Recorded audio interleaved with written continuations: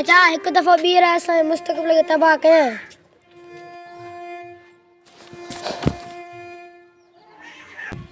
चाचा वोट ॾियण था वञो या? जी बाबा मां वोट ॾियण वञा थो। असांजे मुस्तक़बिल ई पाराए थो। जी बच्चा जी मूंखे तव्हांजो मुस्तक़बिल बिल्कुलु यादि रहंदो। अड़े यार मां त मासूम ॿारनि सां वाइदो करे आयो हुउसि त असां तव्हांजो मुस्तक़बिल संवारींदासीं, पर अकेले सिर छा था करे सघूं।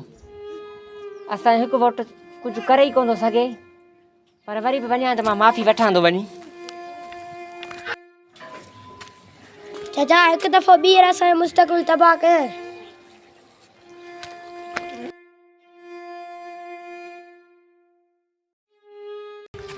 चाचा वोट ॾियण था वञो या?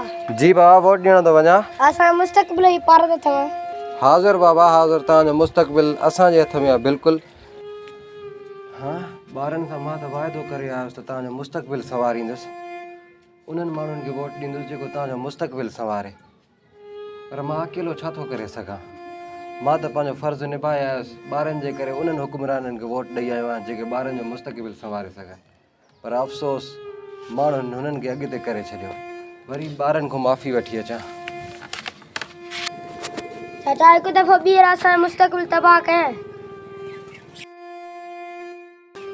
चाचा वोट ॾियण था वञो या? हाँ पुट, असांजे मुस्तक़बिल ई पाराए थो। पुट बेफ़िक्र थियो, इंशाअल्लाह तव्हांजो मुस्तक़बिल यादि आहे असांखे।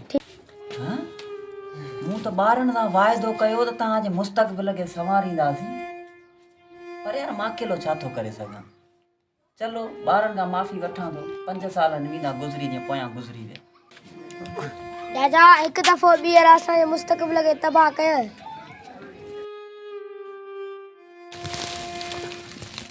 हल मां ॿारनि खां वाइदो करे आयुमि त मां तव्हांजो मुस्तक़बिल संवारींदुसि, पर मां छा थो करे सघां। मूं वटि वोट हिकु मां ॾेई आयुमि।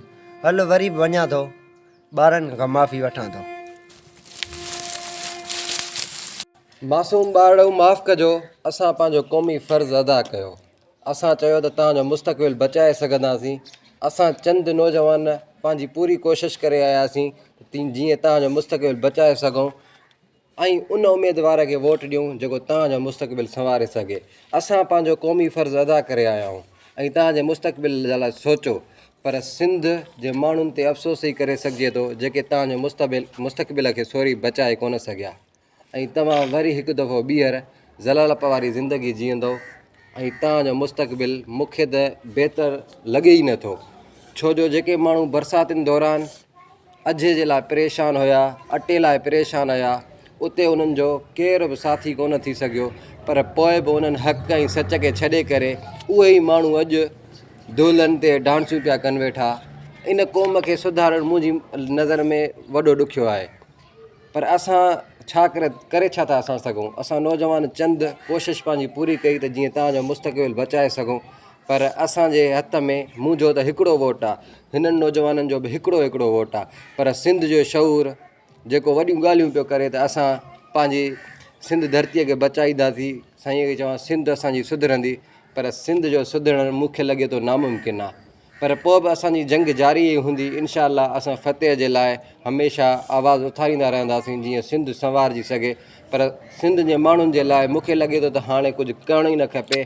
जीअं हाणे हू दरपदर हुया उअं ई दरपदर रहणु पसंदि पाण था कनि, बिल्कुलु पाण पसंदि था कनि, पर अफ़सोस सां चवणो थो पए त असांजी सिंधी क़ौम ॾाढी ॾुखी सुधरंदी त जीअं उन्हनि में शऊर अचे। असुल मसइलो आहे शऊर। कोन बाबा सुधरण जो, गुलाम क़ौम आहे, गुलाम क़ौम आहे। साईं मुंहिंजो सुधरणी न आहे। असां सोचियो त असांजे वोट सां तब्दीली ईंदी, पर इहा असांजी ग़लति फ़हमी हुई।